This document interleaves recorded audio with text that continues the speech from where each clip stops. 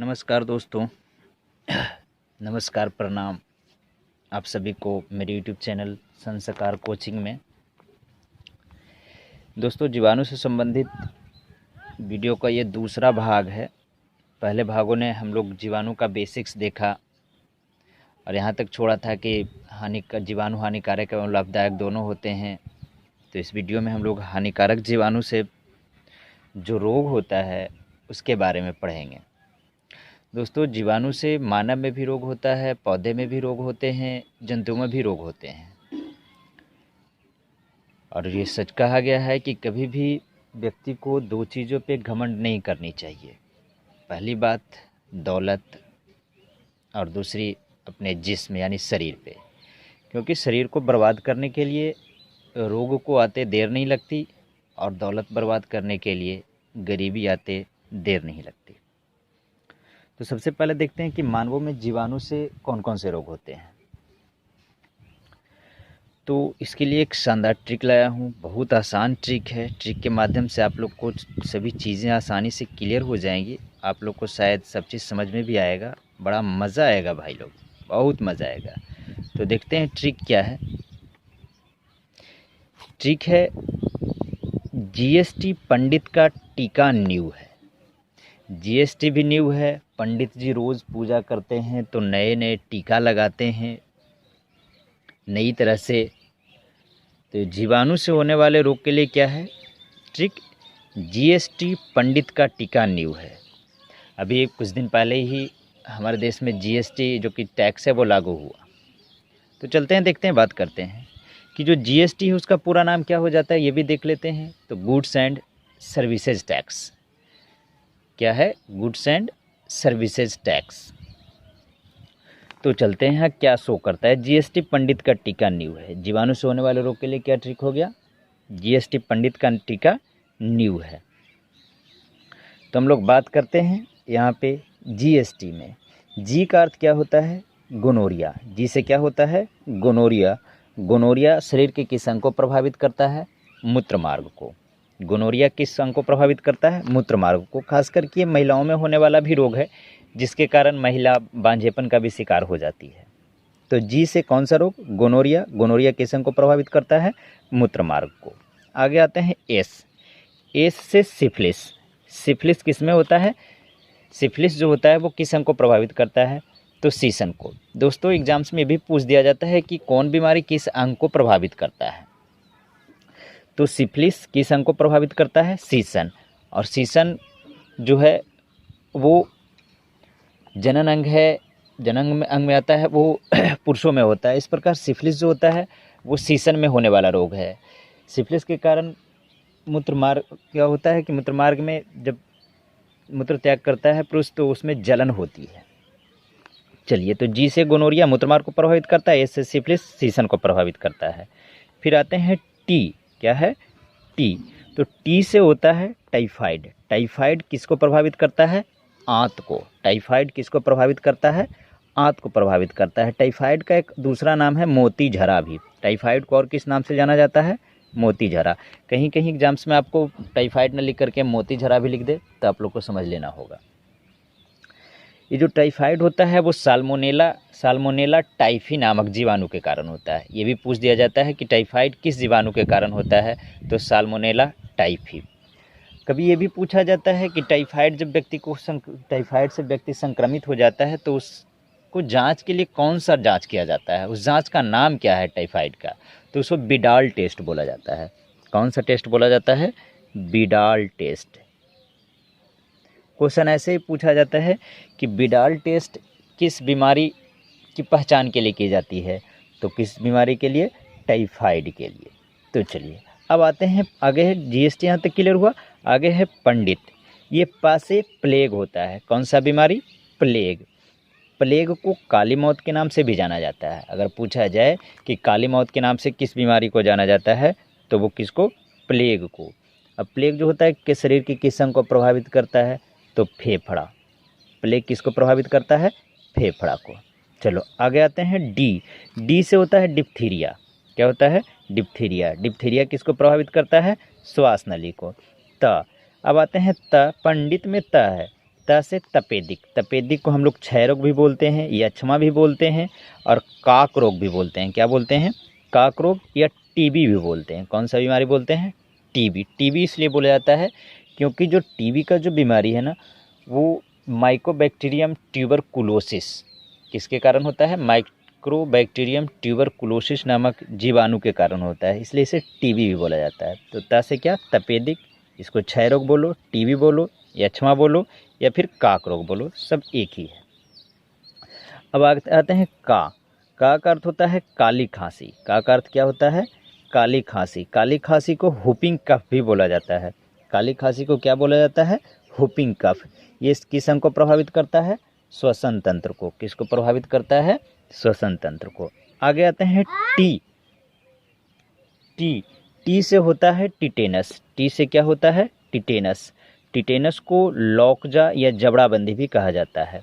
यहाँ से पूछा जाए कि लौकजा या जबड़ाबंदी के नाम से किस बीमारी को जाना जाता है, तो टिटेनस। लौकजा या जबड़ाबंदी इसलिए कहा जाता है कि जब टिटेनस जो होता है, जब अपने अंतिम चरण में होता है, तो आदमी का जो आवाज़ होता है ना, वो बंद हो जाता है, क्योंकि ये जो टिटेनस है वो तंत्रिका तंत्र को प्रभावित करता है। किसको प्रभावित करता है? तंत्रिका तंत्र को प्रभावित करता है। इसमें टी से हो गया टिटेनस। अब है का। क्या है? का से कुष्ठ रोग, जिसको कोढ़ भी बोला जाता है। क्या? कोढ़। ये जो है तंत्रिका तंत्र या त्वचा को प्रभावित करता है। तंत्रिका तंत्र एवं किसको प्रभावित करता है? त्वचा को प्रभावित करता है। आगे है न्यू। न्यू से होता है न्यूमोनिया। न्यू से क्या होता है? न्यूमोनिया। कभी कभी बच्चों से पूछ दिया जाता है कि न्यूमोनिया का इंग्लिश मीनिंग क्या होता है, तो न्यूमोनिया की शुरुआत जो होती है ना, पी से होती है। PNEUMONIA, pneumonia. अब न्यूमोनिया किसको प्रभावित करता है? फेफड़ा को प्रभावित करता है। तो न्यूमोनिया जो होता है ना, छोटे बच्चों में होता है। जो जन्म लेता है छोटा बच्चा, तो 0 से 6 वर्ष तक की उम्र तक बच्चे को काफ़ी ज़्यादा प्रभावित करता है। आगे आते हैं, क्या है? ट्रिक में है से होता है हैज़ा, यानी जिसको कॉलरा भी बोला जाता है। ये आंत को प्रभावित करता है। किस अंग को प्रभावित करता है? आंत को प्रभावित करता है। तो इस तरह से हम लोग ने देखे कि जीवाणु से मानवों में होने वाला रोग होता है, उसका कौन सा ट्रिक है? जीएसटी पंडित का टीका न्यू है। अब इन सब चीज़ों से कुछ और पॉइंट्स हैं जो हम लोग देखते हैं कि कुछ पॉइंट्स और बनते हैं अभी इसमें। वो जो पॉइंट्स है वो इस प्रकार है। पॉइंट बनता है कि गोनोरिया एवं सिफिलिस के अलावा यूरेथ्राइटिस एवं सर्विसाइटिस जीवाणु से होने वाले यौन संचारित रोग हैं। यानी ये पूछा जाए कि गोनोरिया और जो सिफिलिस अभी हम लोगों ने ऊपर में पढ़ा, तो गोनोरिया और सिफिलिस के अलावा यूरेथ्राइटिस एवं सर्विसाइटिस, क्या? यूरेथ्राइटिस एवं सर्विसाइटिस, ये भी 2 जो रोग हैं जीवाणु के कारण हैं, और ये यौन संचारित रोग हैं, जिसको बोला जाता है STD अर्थात सेक्सुअल ट्रांसमिटेड डिजीज़। अगला पॉइंट है, टाइफाइड के लिए हर 3 वर्ष पर टैब का टीका लगवाना चाहिए। अभी हम लोगों ने पढ़ा कि टाइफाइड का जांच के लिए बिडाल टेस्ट होता है। अगर उसको रोकना है तो वो टीका आता है टैब का। कौन सा टीका? टैब का। हर 3 वर्ष पर लगवाना होता है, परमानेंट नहीं हो जाता, ये हर 3 वर्ष पर लगाना होता है। जैसे लेकिन पोलियो है कि एक बार अगर छोटे बच्चों को पिला दिया जाए तो ज़िंदगी भर पिलाने की ज़रूरत नहीं, लेकिन टाइफाइड के लिए ऐसा नहीं है, हर 3 वर्ष पर लगाया जाता है। टैब का मतलब होता है, टैब का नाम क्या होता है पूरा? तो टैब का मतलब होता है typhoid antibacterial, TAB tab, typhoid antibacterial. Tab का मतलब क्या हुआ? टाइफाइड एंटीबैक्टीरियल, पारा A एंड पारा B, 2 टर्म में होता है ये, पारा A एंड पारा B। टाइफाइड के टेस्ट के लिए अभी हम लोग पढ़ा, कौन सा टेस्ट होता है जांच के लिए? तो बिडाल टेस्ट। टाइफाइड किस जीवाणु के कारण होता है? Salmonella typhi. आगे है, टीबी रोग से बचने के लिए BCG का टीका लगवाया जाता है। अगर बोला जाए कि BCG का टीका किस रोग से बचाव के लिए होता है, तो टीबी के लिए। किसके लिए? टीबी के लिए। अब बात आती है जब टीका का, तो टीका की खोज एडवर्ड जेनर ने 1795 ईस्वी में किया था। टीका की खोज सबसे पहले किसने किया? एडवर्ड जेनर ने। कब किया? 1795 ईस्वी में किया था। और सबसे पहले किस चीज़ की टीका की खोज हुई थी? किस बीमारी की? तो वो चेचक की खोज हुई थी। किस बीमारी की टीका? चेचक की। चेचक दो तरह का होता है, स्मॉल जो वो छोटी चेचक और बड़ी चेचक होती है, जिसको हम लोग चिकन पॉक्स और काउ पॉक्स भी बोलते हैं। तो हम लोग पढ़ रहे थे टीबी रोग से बचने के लिए बीसीजी का टीका लगवाया जाता है। चलिए, बीसीजी का पूरा नाम पूछ दिया जाए कि बीसीजी का पूरा नाम क्या होता है, तो बीसीजी का पूरा नाम होता है बैसिलस कैलेमिटी ग्यूरिन। ये भी आपसे पूछ लिया जाता है कि बीसीजी का टीका तो टीबी से बचने के लिए लगाया जाता है, लेकिन बीसीजी का पूरा नाम क्या होता है, तो बैसिलस कैलेमिटी ग्यूरिन। आगे है, प्रत्येक वर्ष 24 मार्च को विश्व टीबी दिवस मनाया जाता है। ये पूछा जाए आपसे कि विश्व टीबी दिवस कब मनाया जाता है, तो प्रत्येक वर्ष 24 मार्च को, यानी 24 मार्च को विश्व टीबी दिवस मनाया जाता है।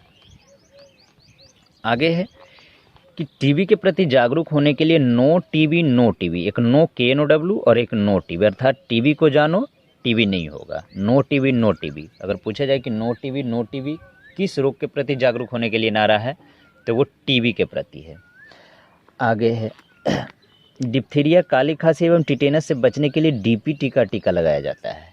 अर्थात ये पूछा जाए कि डीपीटी का टीका जो होता है वो किस रोग से बचने के लिए लगाया जाता है, तो डीपीटी का टीका जो होता है वो डिप्थीरिया, काली खांसी एवं टिटेनस से बचने के लिए डीपीटी का टीका लगाया जाता है। डीपीटी का पूरा नाम, डी से डिप्थीरिया, पी से पर्ट्यूसिस, इसी को हम लोग, जो पर्ट्यूसिस है ना, इसी को हम लोग हिंदी में काली खांसी या हुपिंग कफ भी बोलते हैं। तो डीपीटी का टीका डिप्थीरिया, पर्ट्यूसिस एवं टिटेनस से बचने के लिए लगाया जाता है। ये तो मानवों में होने वाले रोग हैं जो जीवाणु से होते हैं। अब जो है ना, पादपों में जो रोग होते हैं जीवाणु से, वो भी हम लोग इस वीडियो में देख ही लेते हैं। That would be the better not the best, that will be. तो देखते हैं क्या है पादपों में जीवाणु से होने वाले रोग। सबसे पहले हम लोग बात करते हैं, पहला पॉइंट है आलू का सैथिल या रिंग रोग। अगर पूछा जाए सैथिल या रिंग रोग किस फसल को प्रभावित करता है, तो आलू को। किसको प्रभावित करता है? आलू को। इससे पौधों का संवहन तंत्र प्रभावित होता है। जो रिंग रोग होता है वो किसमें होता है? आलू में। इससे पौधों का संवहन तंत्र कौन कौन है? जाइलम और फ्लोएम। जाइलम से जल जाता है और फ्लोएम से खाद्य पदार्थ का संवहन होता है, इसलिए इन्हें संवहन ऊतक भी कहा जाता है। तो यही संवहन तंत्र प्रभावित होता है, जिससे जाइलम पर भूरा रिंग बन जाता है। यानी जाइलम पे क्या होता है ना, भूरा रिंग बन जाता है। यह स्यूडोमोनासा सोलेनेसिएरम जीवाणु से होता है। अगर पूछा जाए सबसे पहले कि सैथिल या रिंग रोग जो है किस फसल को प्रभावित करता है, तो आलू को। इससे फसल का कौन सा भाग प्रभावित होता है? तो संवहन तंत्र। संवहन तंत्र में जाइलम से क्या प्रभावित होता है, क्या संवाहित होता है? जल। अब पूछा जाए कि सैथिल या रिंग रोग किसके कारण होता है, तो स्यूडोमोनासा सोलेनेसिएरम। किसके कारण? स्यूडोमोनासा सोलेनेसिएरम। थोड़ा सा बायोलॉजी का टर्म टेढ़ी होती है, खैर कोई बात नहीं। दूसरा है ब्लैक आर्म ऑफ कॉटन। यह जैंथोमोनास नामक जीवाणु के कारण होता है, जिसमें पत्ती पर भूरा रंग हो जाता है। अगर पूछा जाए ब्लैक आर्म ऑफ कॉटन जो है बीमारी, वो किसके कारण होता है, तो जैंथोमोनास नामक जीवाणु के कारण होता है, जिसमें पत्ती पर भूरा रंग हो जाता है। तीसरा है धान का अंगमारी रोग। कौन सा रोग? धान का अंगमारी रोग। यहाँ से पूछा जाए कि अंगमारी रोग होता है वो किस फसल को प्रभावित करता है, तो वो धान को प्रभावित करता है। अब पूछा जाए कि अंगमारी रोग होता है वो किस जीवाणु के कारण होता है, तो जैंथोमोनास ओराइजी के कारण। किस कारण? जैंथोमोनास ओराइजी के कारण। इसके कारण पत्तियों के सतह पर पीला हरा धब्बा बन जाता है। धान की जो पत्ती होती है ना, उस पर पीला हरा धब्बा बन जाता है। तीसरा अगला पॉइंट है साइट्रस कैंसर। अगला कौन सा बीमारी है? Citrus cancer. ये जैंथोमोनास सिट्री। धान का जो अंगमारी रोग था वो जैंथोमोनास ओराइजी, और साइट्रस कैंसर जो है वो जैंथोमोनास सिट्री के कारण होता है। अगर पूछा जाए कि साइट्रस कैंसर जो होता है किस फसल को प्रभावित करता है, किस पौधों को प्रभावित करता है, तो वो नींबू को प्रभावित करता है। किसको प्रभावित करता है? नींबू को। जैंथोमोनास सिट्री के कारण होता है। नींबू के पत्ते, शाखा एवं फल प्रभावित होते हैं। साइट्रस कैंसर की उत्पत्ति यानी सबसे पहले किस देश में हुआ था? चीन में हुआ था। तो दोस्तों आप लोग को पता होना चाहिए कि फ़िलहाल जो कोविड-19 जो बीमारी चल रही है, कौन सी बीमारी? कोविड-19 अर्थात कोरोना वायरस डिजीज़ 2019, इसकी उत्पत्ति भी चीन से हुई है। तो हम लोग ये कह सकते हैं कि चीन जो है वो रोग उत्पन्न करने वाला ही देश है। कोविड-19 पर भी मैं एक वीडियो डालने वाला हूँ। तो खैर ये देखते हैं कि चीन में किस साइट्रस कैंसर बीमारी सबसे पहले कहाँ पाई गई? नींबू में। तो चीन में किस सब पौधों को प्रभावित करता है? तो नींबू के पत्ते, शाखा एवं फल को। अगली जो है बात वो है गेहूं का टुंडू रोग। अर्थात पूछा जाए कि टुंडू रोग किस फसल को प्रभावित करता है?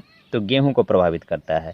ये जो है बैक्टीरियम ट्रिटिकी किसके कारण होता है? सबसे पहले बात होती है कि टुंडू रोग किस में होता है? तो गेहूं में होता है। किस बैक्टीरिया के कारण, यानी किस जीवाणु के कारण? तो कोरिनोबैक्टीरियम ट्रिटिकी या एंजुइना ट्रिकी के कारण। किसके कारण? कोरिनोबैक्टीरियम ट्रिटिकी या एंजुइना ट्रिटिकी के कारण। इसमें क्या होता है? पत्तियों के नीचे का भाग मुरझाकर मुड़ जाता है। गेहूं में टुंडू रोग में गेहूं के पत्ती जो होता है मुरझाकर नीचे की ओर मुड़ जाता है। तो दोस्तों जीवाणु से ये पादपों में होने वाली बीमारी थी। जीवाणु से संबंधित वीडियो का ये दूसरा भाग था। अगर आपको वीडियो अच्छा लगा हो तो लाइक, सब्सक्राइब एवं शेयर ज़रूर करना। एक बार फिर आपको प्रणाम, नमस्कार करता हूँ।